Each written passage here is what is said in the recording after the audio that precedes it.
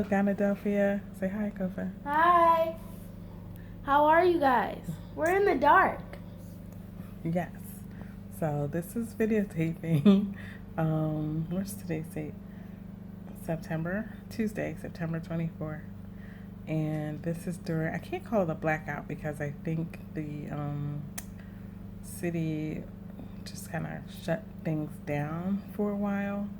It is currently 7:23 in the evening, and we just arrived home from work, into a dark house, dark neighborhood. I was wondering why I couldn't see on the road. The street lights, all the street lights aren't always lit, but there's usually some lit, and there weren't enough lit tonight.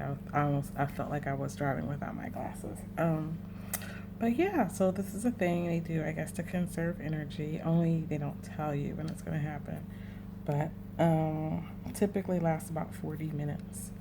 So I think we probably have about 15 minutes, I guess, by the time people get home from work and need to cook, then their lights come back on. So hopefully that's the case tonight. That's been the case when it happened Sunday night, I think. I think we had a 15-minute spell, and then we had 20 minutes on, and then like 40 minutes off, 45 minutes off. And last week it was off for maybe an hour. It felt like an hour around this time. And my nephew, I called my nephew.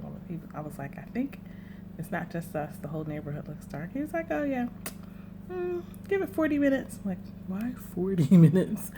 But yeah, by the time he got home from work, the lights were coming back on. So just another thing, interesting. There's the light. Peace. Interesting thing. Okay.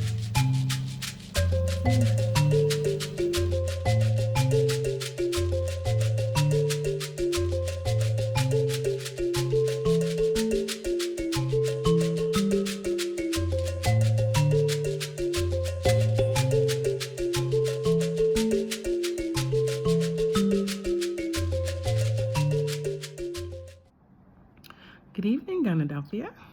So, I had my first classes today. Well, I had one last week, but they were the get to know the classes and review the syllabi and take a look and determine what we're going to cover this semester. So I have the Institute for African Studies is actually mostly, primarily a graduate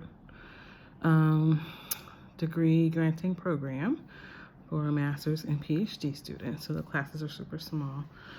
And intimate, very poignant, very focused on the students' particular interests and programs, research emphasis. So the first course that I learned about was the African diaspora course. I think I mentioned this earlier. Not the African diaspora, Pan-Africanism course. And I met with those faculty last week, and real talk, like, this is not my area. So I was a little nervous. I talked to the faculty and I was like, listen, I said yes because I was told to just yes and go with the flow. But I'm not trying to screw anybody up, and I don't really know this stuff well enough to teach it, and certainly not to teach it at the graduate level. So the lead faculty member convinced me that I'd be fine, that this class was small, and that we'd be working on helping the students guide their research, and they're trying to get an article published. So I said, okay, I'll stick with it. Also, after I thought about it a little more, I met with her. I did find a niche area that I could contribute to, hopefully in a meaningful way. So I do have a segment on the syllabus. We'll have a segment on the syllabus. So anyway, today we met. Lots of readings, 4 articles on Kwame Nkrumah's theory of conscientism or conscientism, however you pronounce it, conscientism.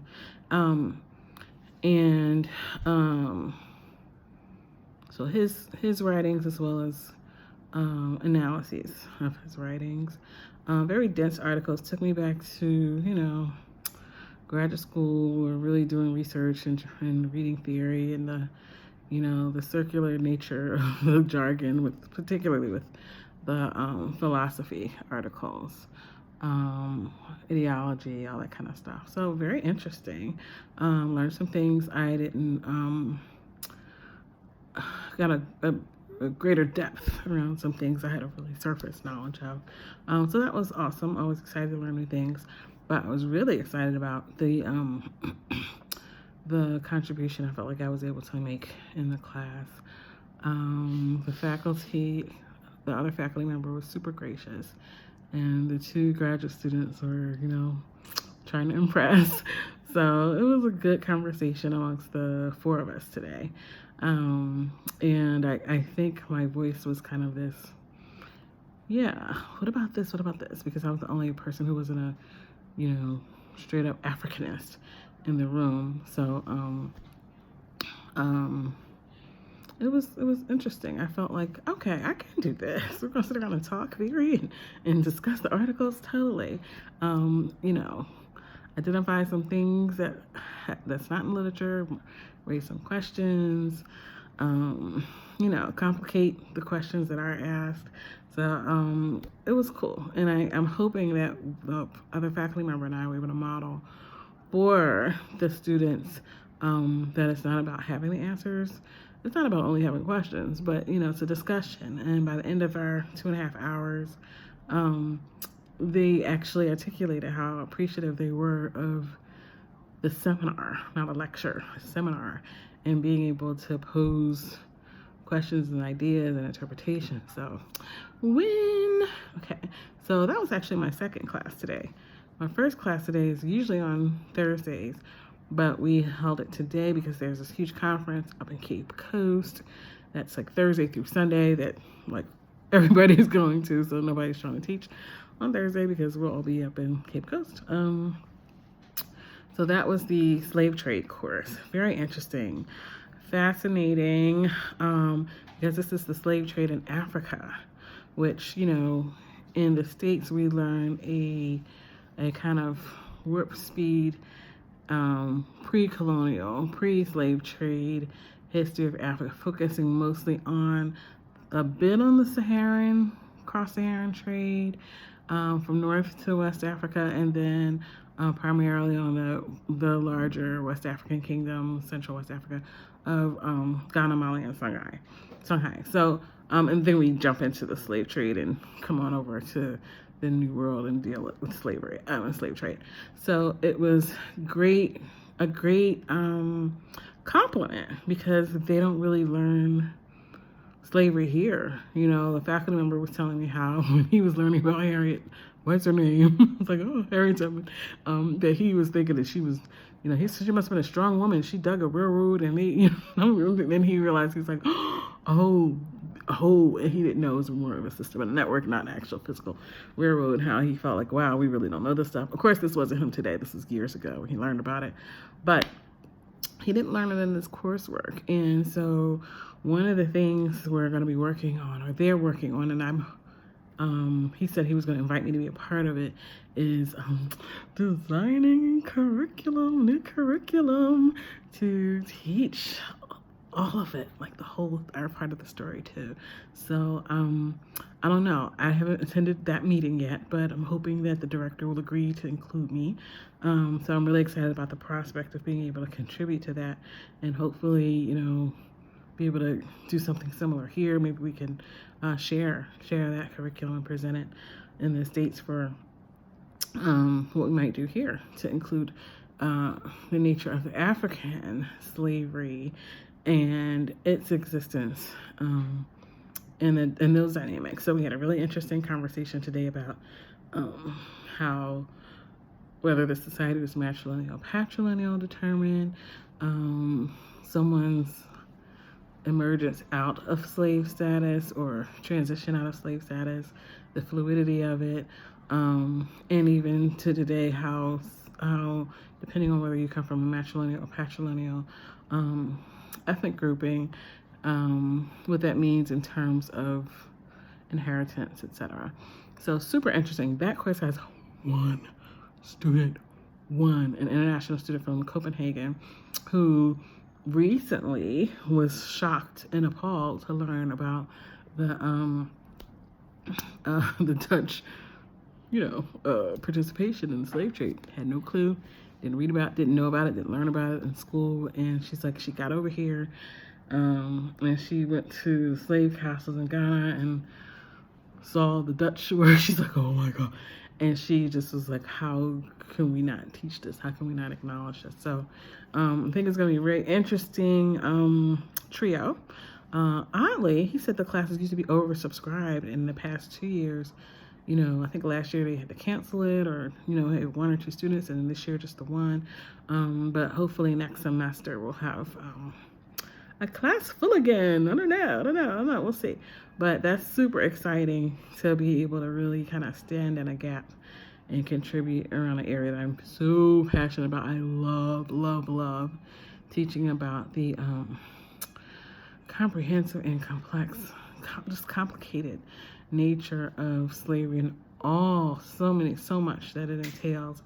And they're bringing that from the African, what happened in the African slave trade. So I'm really looking forward to this course, and I fear that the poor graduate student is just going to be kind of watching us talk. He actually talked about a third faculty member who used to be a graduate fellow of his, who was in the priesthood but didn't finish and came out, and he had a lot of papal sources that are rare. He had a lot of insights and access. So we're going to pull him into a class so we can kind of find out more about what he knows and hopefully read his thesis. I'm interested in reading it for sure. Hopefully I think it's published, though. We can actually use it. So good day. This was a good day. I drove to work by myself for the first time. I didn't go the way I was taught, the way we practiced, but I made it there. I made it there in the same amount of time, so I learned a new way to work. I didn't learn a new way, I made it there.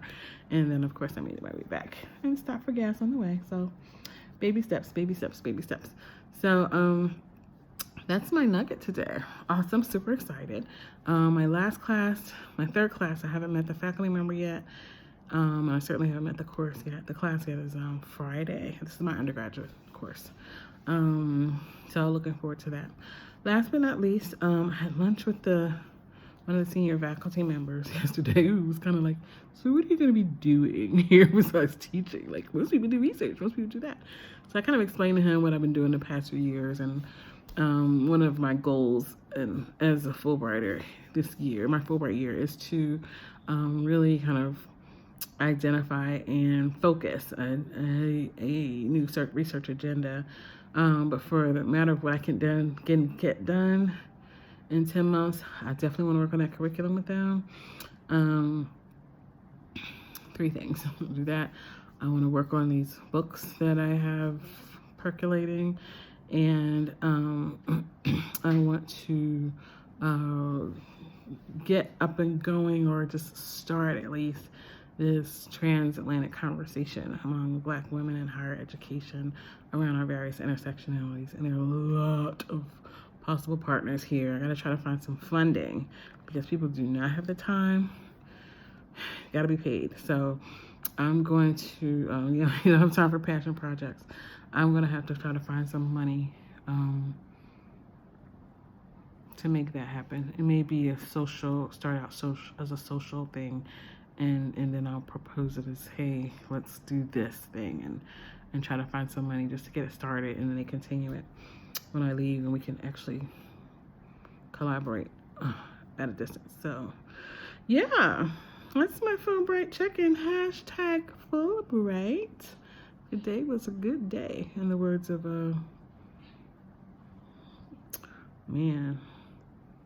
Ice Cube, right? Yeah, today was a good day. Yeah. Okay. All right. Later.